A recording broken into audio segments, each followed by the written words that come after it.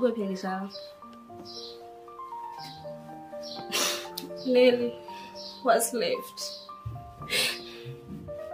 Ni kama ndoto tu. Nakuona kama nafaa. I should have told him kwanza kabisa. Lia ukitaka. But you did what you could. Ulifaa kumwambia tuko mwanzo. But kwa sasa kubali matokeo.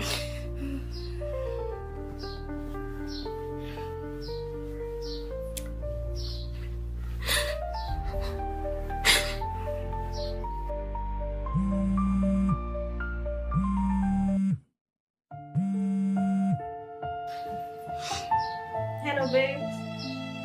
I'm sorry. Hata kama Eric anakupenda kiasi gani, ukweli hauwezi kufutwa. Watu watasema analia mtoto mwana mwingine kwa sababu yeye mwenyewe hawezi. Huo ndio mzigo umemletea.